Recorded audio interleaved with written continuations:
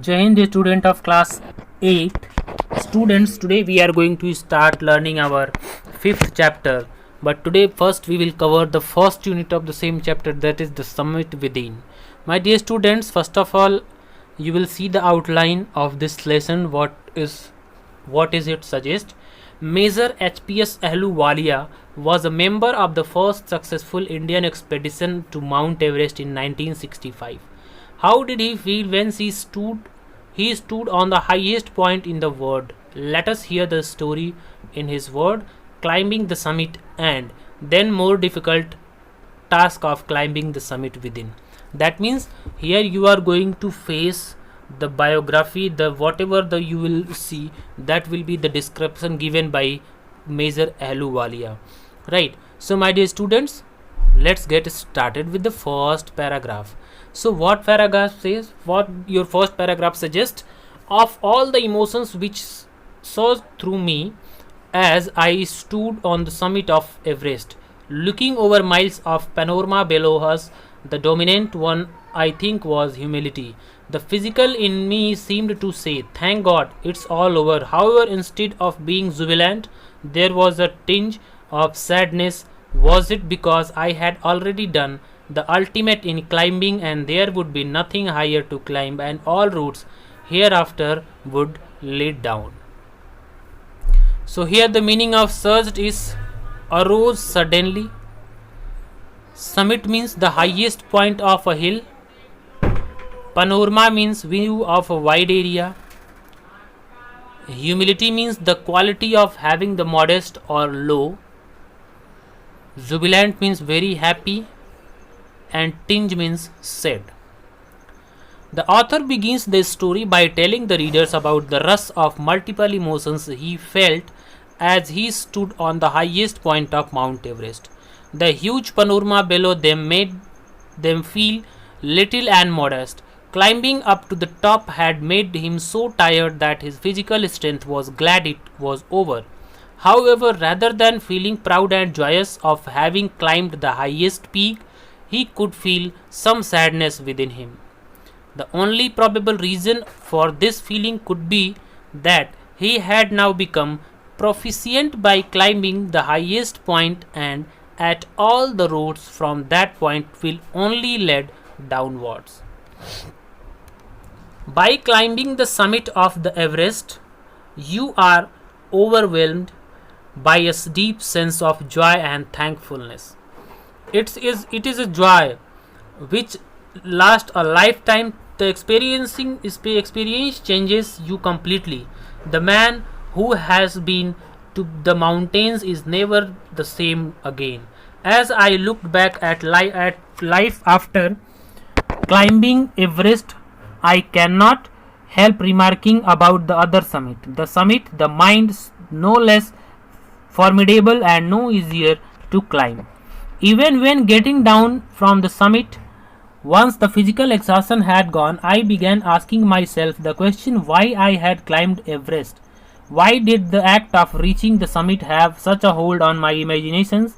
It was already a thing of the past, something done yesterday. With every passing way, it would become more remote, and then what would remain? Would my mother's memories fade slowly away? Meaning of remote means distant, and formidable means strong and powerful.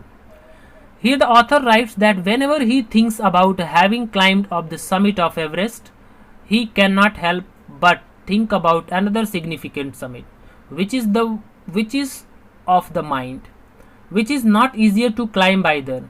It's not easy, less challenging. Once he had climbed Everest, returned and recovered from the physical exhaustion, he had begun to ask himself the reason as to why he climbed the highest peak. It was quite difficult to understand why the accomplishment had such an impact on his imaginations all the time. Even when it was a thing of the past, he knew that as each day passed, the experience would get old. That very moment, he was unsure if the memory would remain or fade away slowly. All these thoughts led me to a question myself. As to why people climb mountains, it's not easy to answer the questions. The simplest answer would be, as others have said, because it is there. Its parent great difficulties. Man takes delight in overcoming obstacles, and the obstacles in climbing the mountains are physical. A climb to summit means endurance, persistence, and willpower. The demonstration of the physical qualities is no doubt exhilarating, as it was for me also. I have a more personal answer to the questions. From my childhood, I have been attracted by mountains. I had been miserable, lost when away from mountains. In the plains, mountains are nature. Are at its best. Their beauty and majesty pose a great challenge, and like many, I believe that mountains are a means of communion with God. All the thoughts that came into Arthur's mind made him ask as to why people climb mountains. It's not easy to answer the simplest way possible could be, because it's there. Climb a mountain poses great challenges, and we all know that overcoming these obstacles bring pleasure to climbers. In climbing a mountain, these obstacles are physical, such as tolerance, willpower, and determination to keep you young. The exhibition of these physical qualities and one's awareness towards them, on the other hand, is thrilling, and the same was the case for the author. The author seems to have more personal answer to this question as to why he wanted to climb mountains. He had been immensely attracted by mountains since his childhood. He used to feel lost and unhappy in the plains. When he was away from the mountains, he feels mountains are nature in its best form. Although their magnificence and beauty pose a significant challenge, that author, along with a lot of people, believe that mountains provide a platform for sharing personal thoughts and feelings directly with the God. Once having granted this, the question remains, why Everest? Because it is the highest and the mightiest and has defied many previous attempts. It takes the last ounce of energy. It is a brutal struggle with rock and ice. Once taken up, it cannot be given up halfway, even when one's life is at stake. The passage back is as difficult as the passage onwards. And then, when the summit is climbed, there is the exhilaration, the joy of having done something, the sense of a battle fought and won. There is a feeling of victory and of happiness. Glimpsing a peak in the distance, I get transported to another world. I experience a change within myself, which can only be called mystical, but its beauty, aloofness, might, ruggedness, and difficulties encountered on the way the peak draws me to it. As Everest did, it is a challenge that difficult to resist.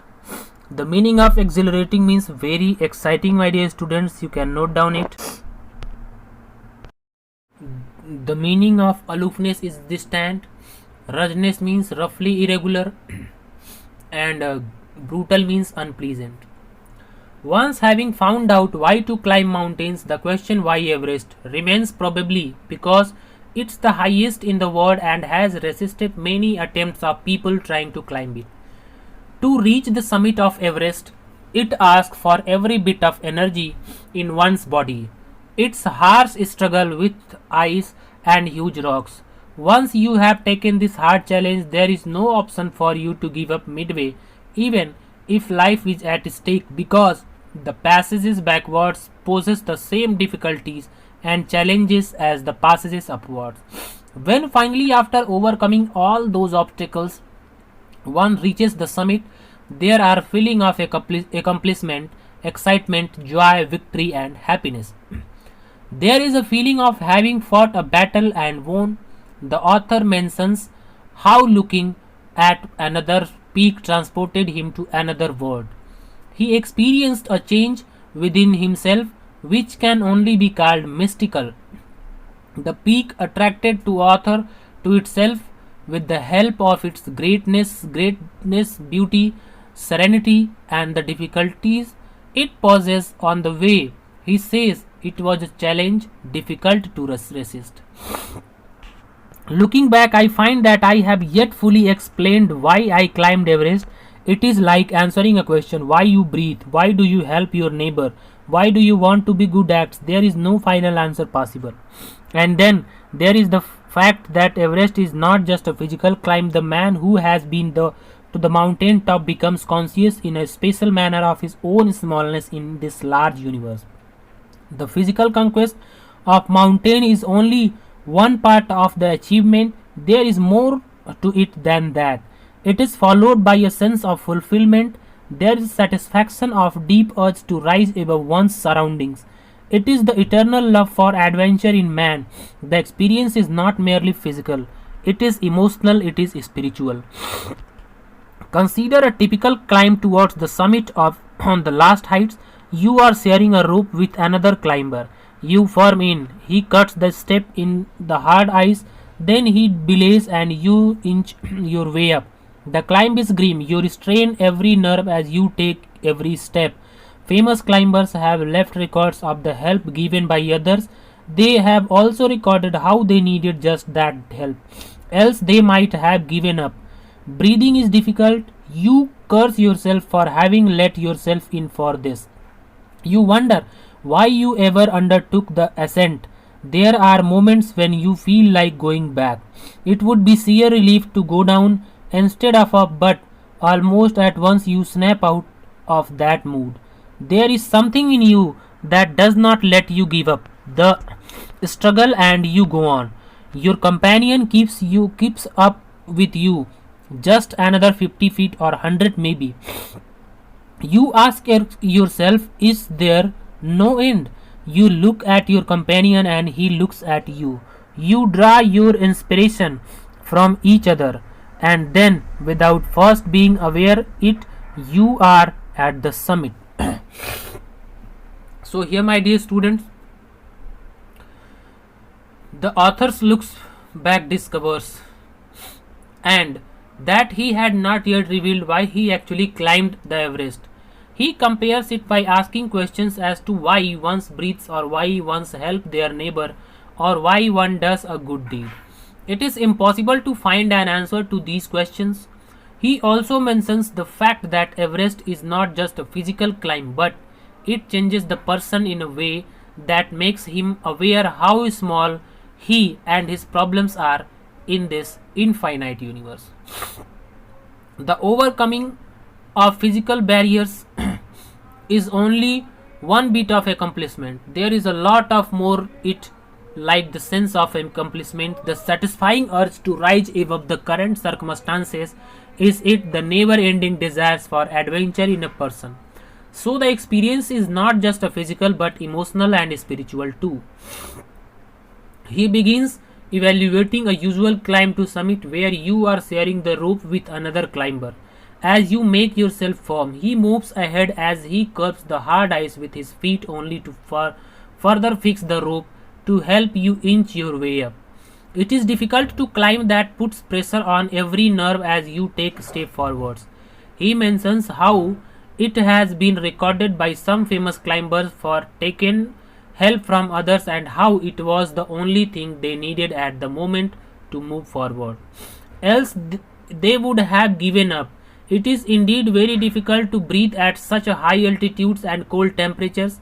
It is so hard that you curse yourself for signing up this, and you start questioning why you undertook it all in the first place. It pushes you to give up. An idea of going back looks relieving at that moment. Then almost instantly you are out of that mood. You feel something in yourself that does not let you give up and you move on. Your companion is always there with you. As you climb and look at the distance left, you feel as if there is no end. You and your companion both look at each other in search of motivation, and then suddenly, without even realizing it at first, you already at the summit. Looking around for the summit, you tell yourself that it was worthwhile. Other silver peaks appear them. The surroundings peak look like a jeweled sea, vast valleys sloping into the distance. It is and the summit of a mountain. You bow down and make your obeisance to a whichever good you worship. I left on Everest a picture of Guru Nanak. Rawat left a picture of goddess Durga. Dhu Dorji left a relic of the Buddha. Emudund Hillary and had buried a cross under the cairn, a heap of rocks and stones in the snow. These are not the symbol of conquest but of reverence.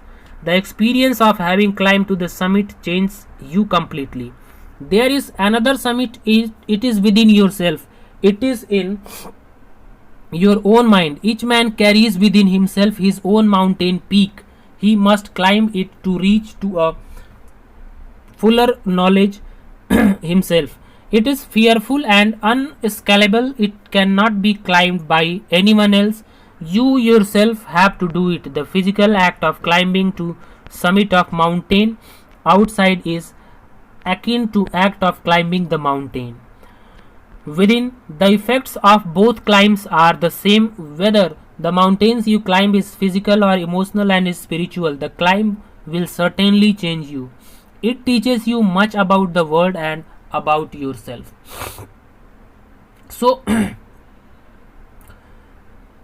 as you like around once you reach the summit, you tell yourself that it was worth all the struggle and hardships.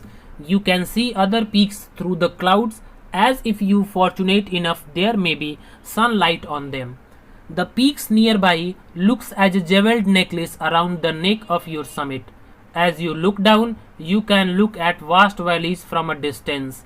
To look down from the summit of mountains is an honorable and enhancing experience. As you are on the top of mountain, you bow down and pay your respect whichever god you worship.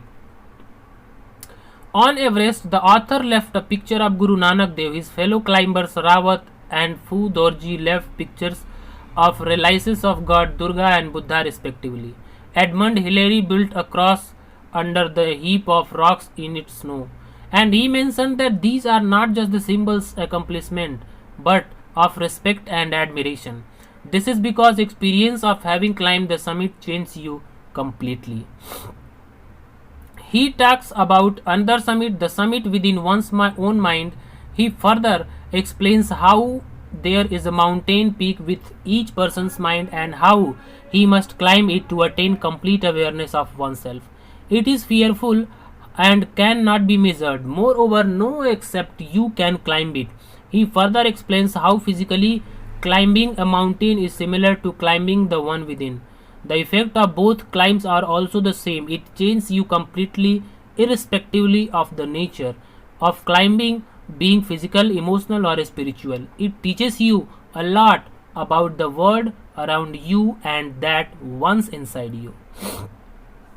Now at last paragraph, I venture to think that my experience as an Everester has provided me with the inspiration to face life's ordeals resolutely.